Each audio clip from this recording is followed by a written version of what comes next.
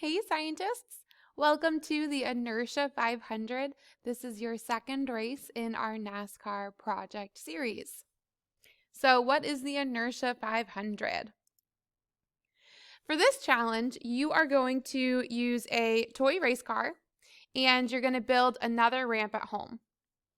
You're going to create a scenario where a small piece of Play-Doh is thrown the farthest from your toy car as it moves down a ramp. We've got a few rules and limitations for this demonstration. First, you are able to change one and only one variable in this race. It could be the length or the height of your ramp. So when I'm talking about length, I mean you could use a short ramp, and then you could, make a longer and longer ramp, or you can manipulate the height of the ramp. Okay? Another rule is that you need to use a piece of Play-Doh. This is not in your lab kit, unfortunately, so you'll have to find a piece of Play-Doh. And you're going to measure it to be 3 by 2 by 2 centimeters. I'll post a video on the next slide of what that looks like. The other rule is that you need to have 2 pencils stacked on top of one another, and they must be 15 centimeters from the bottom of your ramp. So what that looks like is, if this is what will hold my ramp, if this baking sheet here is my ramp, I'll take a ruler and I will measure 15 centimeters. I have 2 markers, but it will work. I will then tape my 2 stacked pencils or markers at the 15 centimeter mark. Okay, so I'll get a piece of tape and I will tape them here. The last rule is that we are deciding the winner based on who is able to fling or to throw their piece of Play-Doh the farthest. Okay? So for your materials, you need a ramp. Any flat surface, you can use the same ramp you used for our last race. You need something to prop your ramp up on. You need a ruler. You need Play-Doh, tape, a race car, and 2 pencils or markers. Okay? Again, here's a list of our materials. Now, before you get started, I want you to think about the challenge at hand. And I want you to think about, okay, if the point is to throw this Play-Doh as far as we can, and if we can only change one thing, what is it that you should change that will have the most impact? Do you want to change the height of your ramp? Do you want to, for every round, do you want to make your ramp a little bit steeper? Or do you want to change the length of your ramp? Do you want to start with a short ramp and then make it longer for every trial? Okay? I then want you to complete the sentence below down here. I want you to make a prediction just like we did in our last race, except this time I want you to include reasoning with your prediction. So I predict that changing and then you'll decide, are you going to do the height of the ramp or the length of the ramp, will impact how the Play-Doh will travel.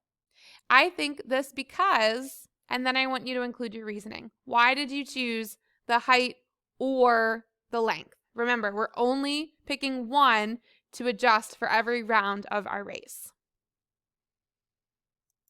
Okay, here are our procedures. So first you want to gather your materials like I have here. Next, you're going to determine what you will change. Again, you can manipulate the length every round, so getting your ramp longer and longer, or you can manipulate the height, so every time your ramp would be steeper and steeper.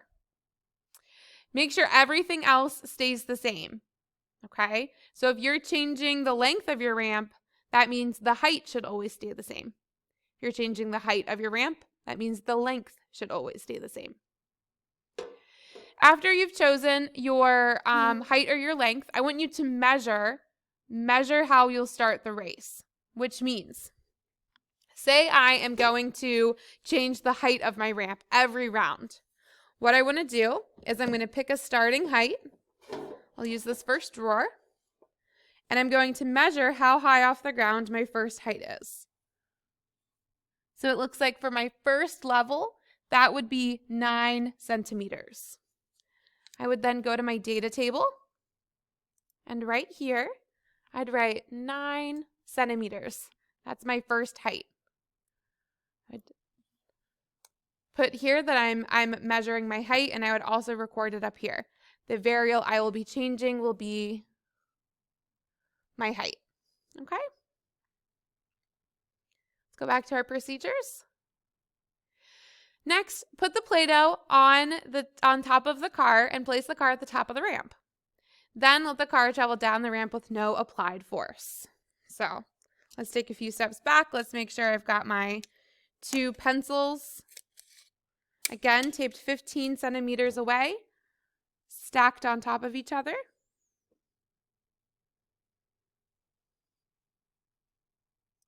Okay, so I've got my materials ready. I have measured the first height of my ramp. I have my pencils 15 centimeters away. I'm going to get my car with my measured Play-Doh. I'm going to set that on top. And I'm going to measure the distance that the Play-Doh travels, okay? All right, so I'm going to use the same ruler. I'm going to measure from where my pencils are to how far my Play-Doh traveled. Looks like my Play-Doh traveled 18 centimeters. So I would go to my data table, and for trial 1, at this height, I would put 18 centimeters. Let's go back to our procedures. It says I'm going to repeat steps 4 through 5 for trials 2 and 3. So that means I'm going to go back, and remember in our Friction 500, we repeated each round, we repeated it for 3 trials. So we're going to do the same thing. Okay, so I'm going to put my car back up here. I haven't moved anything, okay? I haven't changed any of my variables yet. I'm doing 3 trials the way things are now. So I'll measure. Here we're at 14 centimeters. I'll do it one more time. All right, and here we're at 17 centimeters. Okay, now what I'm going to do is I would add all of those together and I would calculate the average. So I would add 18 plus 14 plus 17. I would divide that total by 3, and that would give me the average here. Once I'm finished with this first round, I'm then going to move on to the next round. So because I've chosen height, that means I'm going to pick a new height to, run my race again. I would probably just level up in my little drawers. Now that I've adjusted the height, I would need to take another measurement. How high am I off the ground now? Now my ramp is 17 centimeters high. So I would record that in my data table. And then the other thing I want to make sure of is, because my height changed, I want to make sure that everything else is staying the same. So I'm going to double check that my pencils or my markers are still 15 centimeters away from the bottom of my ramp. So they're not quite 15 centimeters. So I'm going to move my ramp closer again so that all of my other variables stay the same. I'll get my car and my Play-Doh, and I will continue measuring the distance. Okay? Once you're finished with your race, on Flipgrid, well, here actually you have 2 options. You can post a picture on Flipgrid of what your setup looks like, or you can take a picture and just insert it on the slide here. The last thing you're going to do is submit your results. You'll click a Google form, and you'll tell us which variable you manipulated, the height of the ramp or the length of the ramp. You're going to also tell us what your farthest distance was, as well as what that height or what that length of the ramp was. Okay? We'll go over this in class, don't worry. Best of luck, my friends. I look forward to seeing your results. We'll announce our winner the following week.